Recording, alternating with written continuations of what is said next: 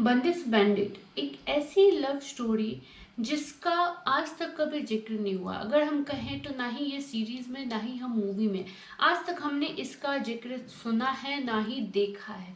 एक musical love story.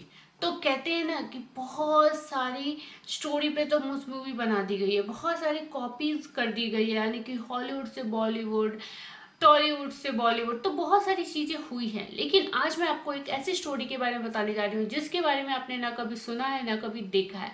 तो आइए दोस्तों, मैं हूँ रश्मि, और अगर आप लोगों ने हमारे चैनल को सब्सक्राइब नहीं किया है तो जल्दी से इसे सब्सक्राइब कीजिए ताकि आपको ऐसे चटपटे रिव्यूज मिलते रहें। तो हम बातें करेंगे बंदिश बैंडिट की, जो कि अमेजन प्राइम पे मूवी आई है। सबसे पहले मैं आपको बता दूं कि इसकी जो IMDb रेटिंग है वो 8.4 है।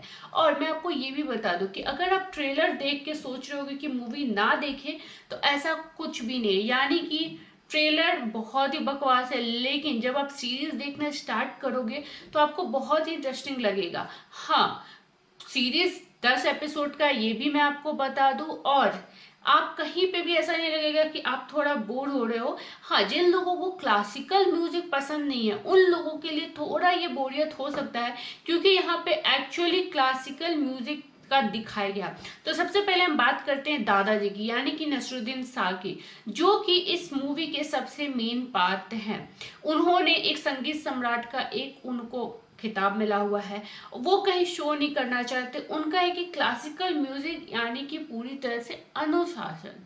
अब उनके दोनों बेटों में ये चीजें नहीं होती है, लेकिन उनका जो पोता होता है यानी कि ऋत्विक, वो उन्होंने बहुत अच्छी सी ये भूमिका निभाई है। अब हम अगर बातें करें कि ऋत्विक को क्लासिकल म्यूजिक में जाना था और इनका एक गठबंधन होता है, यानी कि जिसको भी गठबंधन किया जाएगा उस गठबंधन में उसको ये है कि जो सीक्रेट म्यूजिक होते हैं, वो कहते हैं ना हर किसी का एक सीक्रेट होता है किसी चीज में सक्सेस करने के लिए।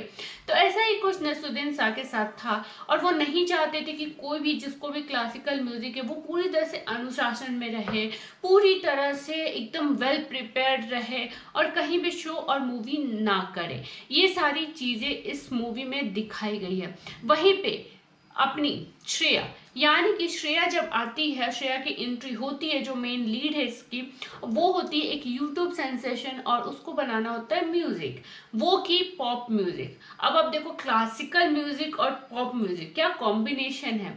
तो इस सीरीज में जो भी है आपको सिर्फ और सिर्फ म्यूजिक से रिलेटेड है। दूसरी चीज अगर मैं कहूँ तो राजस्थान की जितनी सारी चीजें, यानी कि राजस्थानी कल्चर, राजस्थानी ड्रेसेस, सब कुछ बहुत ही बखूबी दिखाया गया है इस पूरे सीरीज में।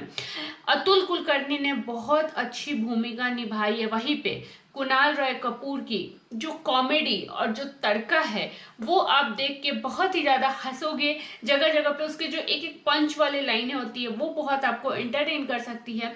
तो मूवी में उनकी इंटरटेनमेंट थोड़ी बहुत, मूवी में बोल रही हूँ, बट सीरीज में उनकी इंटरटेनमेंट थोड़ी बहुत जान जाती है।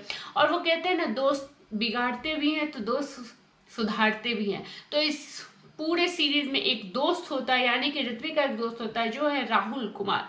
अब राहुल कुमार इस पूरे सीरीज में दोस्ती कैसे निभाई जाती है वो भी आपको सिखाया जाएगा। समय समय पे किस तरह से वो अपने दोस्त का साथ देता है और अपने दोस्त का साथ देने के लिए वो क्या क्या करता है ये भी आपको दिखाया जाएगा। तो कुल मिला के ये पूरी की पूरी सीरीज एक फुल ऑन धमाल है।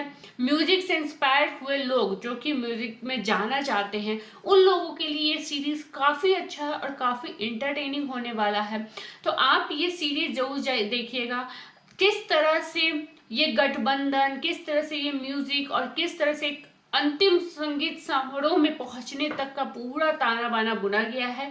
इस पूरे सीरीज में बहुत ही यूनिक कॉन्सेप्ट है जो कि हमें आज तक नहीं दिखाया गया है। रॉक स्टार एंड ऑल, ये सब तो इसके सामने ऐसा लग रहा है कुछ भी नहीं। अब सोच लो, आप खुद ही सोचो कि IMDb में जहाँ 8.4 रेटिंग मिला है तो कुछ तो बात होगी। तो गाइज, ये सीरीज आपको देखनी चाहिए, बंदिश बैंडिट, जो कि Amazon प्राइम पे आ रही है, ऑलरेडी आ चुकी है। तो आप देखिए और हमें कमेंट करके जरूर बताइएगा कि आपको ये सीरीज कैसी लगी। सो जल्दी से लाइक कीजिए, सब्सक्राइब कीजिए और बेल आइकन दबाना मत भूलिएगा। सो बाय बाय, टेक केयर।